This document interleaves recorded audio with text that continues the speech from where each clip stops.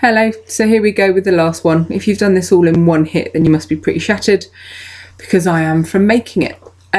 So the first thing before we go through the answers is just to show you the data sheet next to the values that are quoted in the example at the top here. So they've given that shift for that first blue CH3 group as being 0.7 to 1.2. Well, this is the information from your data sheet, and that definitely starts at kind of a 0.4, 0.5 region and runs up to 1.8, 1.9. So already you're going to get different values here to what are written in the exemplar. You just have to use the data sheets that you're given. You're not expected to know any of this off by heart, so don't panic, don't worry about it. And let's go through these together. So as before, after I've gone through one of them, if you feel like you've made some errors or you hadn't quite understood and you want to just pause, have a go at it yourself, and then come back and have a look at the answers afterwards. Okay, we'll pick up any questions or queries on Monday. And as I said on the PowerPoint, I'd like you to go through task 4 after this, which rather than doing each segment at a time, is going to be you going through row by row and having a go at using all of these different bits of information at once. Okay, so I'll take my data sheet out of the way, but I've still got it here so that I can use it. So on our second molecule, we've got our 2 singlets. Our first one is a shift of, I reckon, between 4.6 and 6.0 parts per million, and that's going to be our intensity 1 singlet peak. And then I've got what I reckon is between 0.5 and 1.9 parts per million, and that's my intensity 3 singlet peak. Okay, so I've just looked both of those up, and I'm just recording what I think are good estimations for the space taken up by those big grey boxes. Okay, so I can copy them from above as I need to. So again, we've got a double bond here. So that means that 2 of these are going to be in that 4.5 to 6.0 ppm.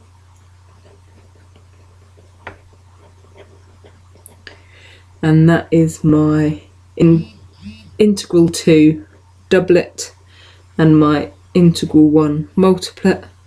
And then my other one is going to be a 0.5 to 1.9 ppm shift, and that corresponds with my intensity 3 doublet. Okay, next one down. The 2-chloropropane.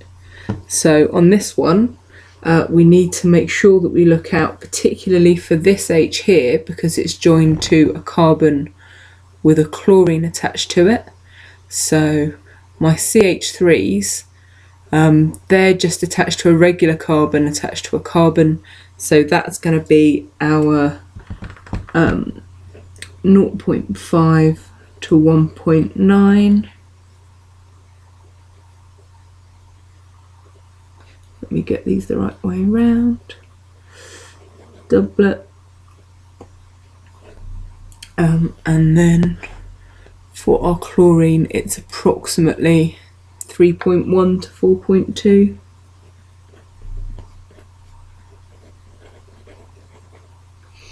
And I think I called that a multiplet earlier. I already feel like I want to reconsider that for a quartet.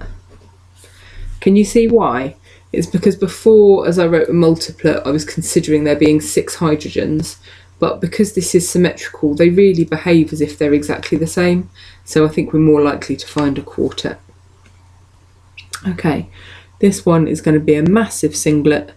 It's got a carbonyl in the middle, so that means we're going to be in the region of 2 to 3 parts per million.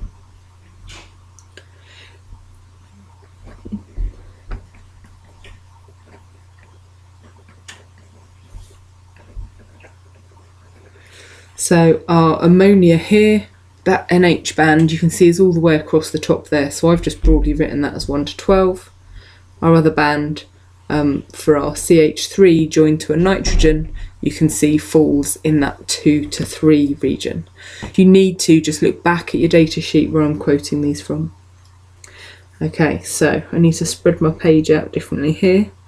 So that first triplet of intensity 3, I reckon is 0.5 to 1.9 parts per million, because it's a regular triplet. It's a CH3 group joined to everything else. Then I've got my quadruplet, which is in the region of 2 to 3 parts per million shift. My next quadruplet, because it's joined to this oxygen here, is going to be slightly different again. So I make that in the region of 3.1 to 4.3. Hope if I could write.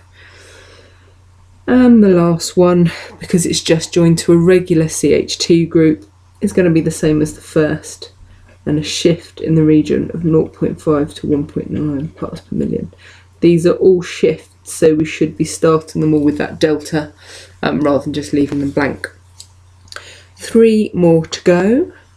So because these two have both got bromines on them, I'm going to see shifts in the 3 to 4.2 parts per million range.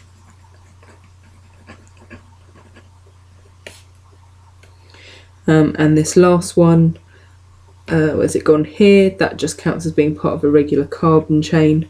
So that's in our 0.5 to 1.9 parts per million shift. And that was D1M2 doublet. Okay, so our triplet here, that's a regular carbon chain, so that's our 0.5 to 1.9 parts per million shift.